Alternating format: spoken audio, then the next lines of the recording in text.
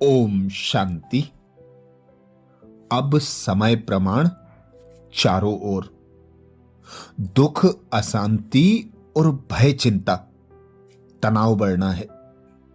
अनेक प्रकार के शारीरिक और मानसिक रोग बढ़ना है। अंतिम समय के लिए बाबा ने हमें विशेष दिनचर्या बताई, जिसमें पहले पार्ट में हमने अमृत वेला से संबंधित और बाबा के ज्ञान के मनन चिंतन से संबंधित अनेक बाबा की मर्यादाएं जानी। तो अंतिम समय पर बाबा विशेष सावधानी देते हुए कहते हैं, बच्चे, एक बाप की याद की लगन में मगन रहो।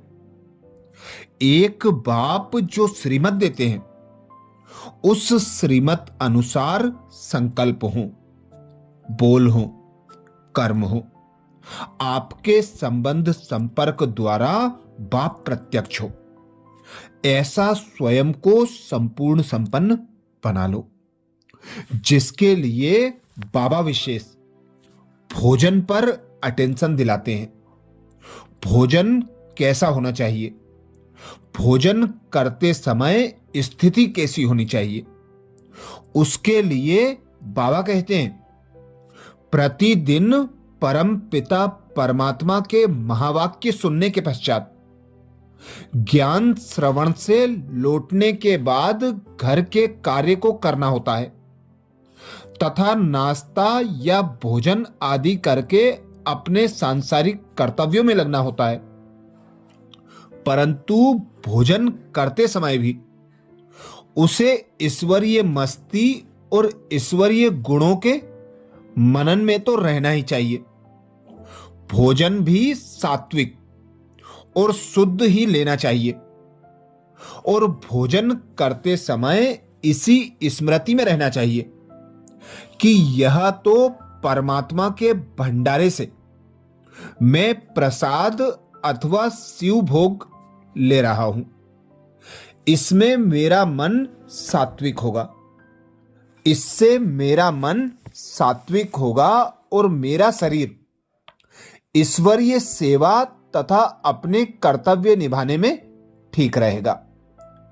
भोजन में आसक्ति नहीं रहनी चाहिए और भोजन करते समय अनावश्यक बातें भी नहीं करनी चाहिए, बल्कि आत्मा स्वरूप में स्थित होकर प्रभु के प्रेम में टिककर साक्षी भाव से भोजन करना चाहिए।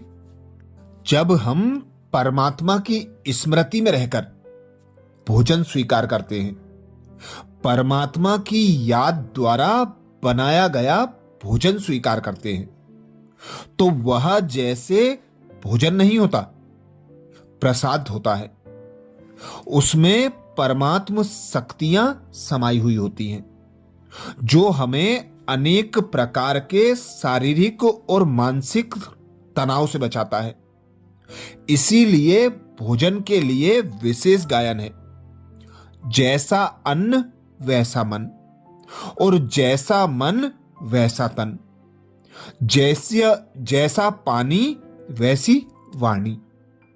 तो अब हमें विशेष परमात्मा की श्रीमत अनुसार भोजन करते समय ईश्वरीय याद में रहकर भोजन करना है। भोजन करने के बाद कार्य व्यवहार का समय आता है। कार्य व्यवहार करते समय मन की अवस्था पर विशेष ध्यान रखना होता है।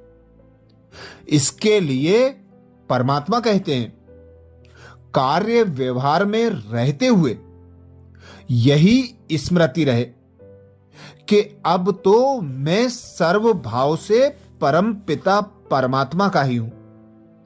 यह सब उन्हीं का है, मैं तो केवल निमित्त हूं। उनके इस कार्य में मुझे किसी प्रकार का अहंकार नहीं करना है। मुझे काम, क्रोध, लोभ, मोह या अहंकार के वश होकर इस कार्य को अपवित्र नहीं करना है, बल्कि सभी के साथ शुद्ध प्रेम शांति, पवित्रता और मैत्री भाव से रहना है। दैनिक कार्य को इस सृष्टि रूपी विराट नाटक का खेल समझकर ही करना चाहिए।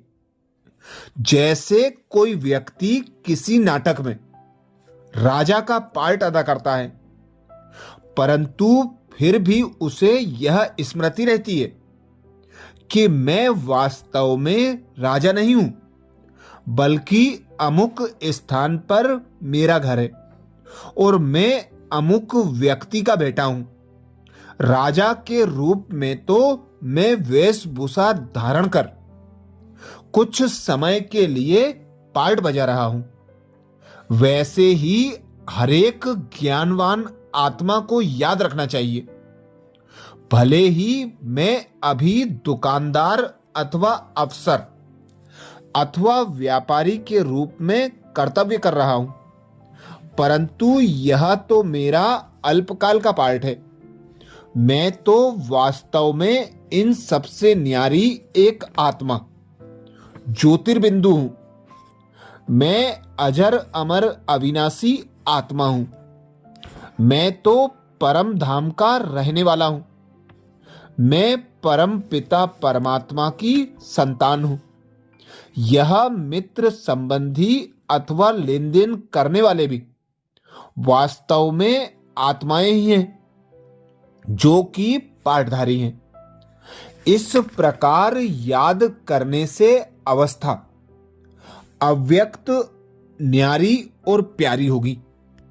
तो बाबा की बताई गई दिनचर्या के अगले पार्ट में हम और बाबा की मर्यादाएं जानेंगे। सबसे पहले हमने जाना अमृत वेले जल्दी उठकर परमात्मा पिता से गुड मॉर्निंग करना, परमात्मा पिता की याद में बैठना, फिर परमात्मा पिता से रूरियान करते हुए परमात्मा पिता से सर्व शक्तियां स्वयं में भर लेना। अमृत वेले के पहले संकल्प के बारे में भी इससे पहले वीडियो में हमने जाना। प्रतिदिन ज्ञान कक्षा में जाकर ज्ञान और योग का अभ्यास करना, मुरली के पॉइंट नोटबुक में नोट करना, फिर उन्हें बार बार दोहराते रहना, अर्थात मनन चिंतन करते रहना। उसके बाद बाबा ने भोजन की जो मर्यादाएं बताई, सात्विक भोजन करना है, परमात्मा की याद में बनाया गया, परमात्मा की याद में रहकर भोजन स्वीकार करना है। उसके बाद बाबा ने कार्य व्यवहार के लिए विशेष स्मृति दिलाई, स्वयं को मेहमान समझकर कार्य करना है। मैं आत्मा अलग हूं, करावनहार हूं, मैं निमित्त होकर कर्म कर रही हूं इन कर्मेंद्रियों के द्वारा, और सभी जो संबंध संपर्क में आ रहे हैं वे भी आत्मा निराकार हैं। हम सब परम धाम के वासी हैं।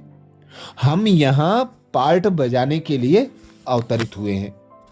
तो अब घर जाने की तैयारी करना है। तो बाबा की ये विशेष श्रीमत स्मृति में रखते हुए हमें दिन भर की दिनचर्या अपनाना है। अब अगले वीडियो में फिर जानेंगे बाबा की अगली मर्यादाएं। ओम शांति।